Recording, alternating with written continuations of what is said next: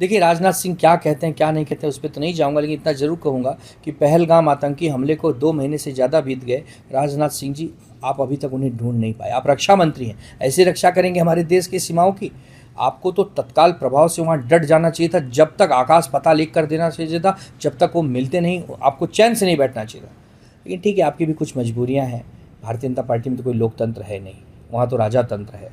2 बड़े और छोटे राजा हैं, जैसा आदेश आपको देते होंगे आप वैसे सुनते होंगे। खैर कोई बात नहीं, आप हमारे देश के रक्षा मंत्री हैं। देश का रक्षा मंत्री हम सभी का होता है। हम यही चाहेंगे कि आप बीजेपी के रक्षा मंत्री बनकर काम मत कीजिए, देश का रक्षा मंत्री बनकर काम कीजिए। जैसे चाणक्य ने देश की सीमाओं की सुरक्षा करवाई थी चंद्रगुप्त मौर्य से, वैसे ही आप कम से कम प्रधानमंत्री जी को तो कुछ सलाह दीजिए। देखिए, ऐसा है कि शशि थरूर जी कांग्रेस के एक वरिष्ठ नेता हैं और मल्लिकार्जुन खड़गे जी कांग्रेस के अध्यक्ष हैं। शशि थरूर जी की भी इच्छा थी कि वो कांग्रेस के अध्यक्ष बने, उन्होंने बाकायदे चुनाव भी लड़ा था। ये अलग बात है कि उन्हें हार का सामना करना पड़ा, तो दोनों एक जैसे नेता हैं। शशि थरूर जी विदेश मामलों के बहुत बड़े जानकार हैं, बहुत पढ़े लिखे हैं, कई बार सांसद हैं, और मल्लिकार्जुन खड़गे जी कई बार सांसद हैं। तो दोनों एक समकक्ष हैं। तो कोई ऐसा राजनीति में चलता है, राजनीति में कम से कम एक गुलाम तो नहीं एक दूसरे के।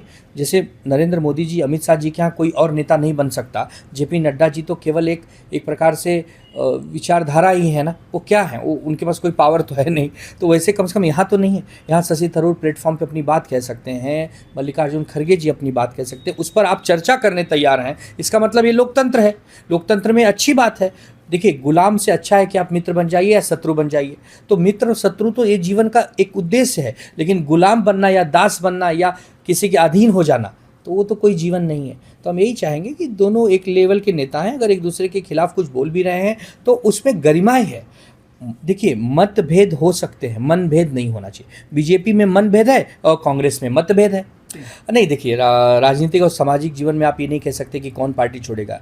जिन नेताओं को हमने पूरी ज़िंदगी पाला पोसा, मंत्री बनाया, सेकंड नंबर का लीडर बनाया, वो एक दिन सारे विधायक पार्टी लेकर भाग गए, यहाँ तक कि हमारा नाम चुनाव चिन्ह तक चुरा ले गए। तो अब क्या कहें, राजनीति में कुछ नहीं कर, लेकिन फिर भी हम यही कहेंगे कि शशि थरूर जी बड़े नेता हैं और बहुत लोकप्रिय हैं, उनके पूरे वर्ल्ड में फॉलोअर्स हैं।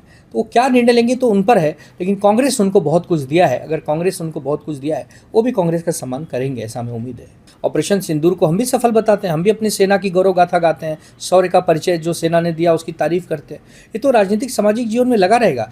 हम राजनीति में आए हैं सेवा करने। हम बीजेपी के कोई ऐसे दुश्मन थोड़ी हैं कि कोई जानी दुश्मन है कि कोई किसी की कोई ज़मीन बेच के खा लिया है, ऐसा भी नहीं है। एक विचारों की लड़ाई है। वो पीठ पे छुरा भोंकना बंद करें, गद्दारी करना बंद करें, ईडी सीबीआई का दुरुपयोग करना बंद करें, चुनाव आयोग को कठपुतली बनाना बंद करें, महंगाई कम करें, बेरोजगारी कम करें, तो हम एक बार मित्र भी बन सकते हैं। ये कोई बंदिशें थोड़ी हैं कि जीवन भर कोई किसी का मित्र नहीं होगा, और ऐसा भी नहीं कोई किसी का शत्रु नहीं होगा। आप जैसा कर्म करेंगे वैसा फल आपको भोगना पड़ेगा।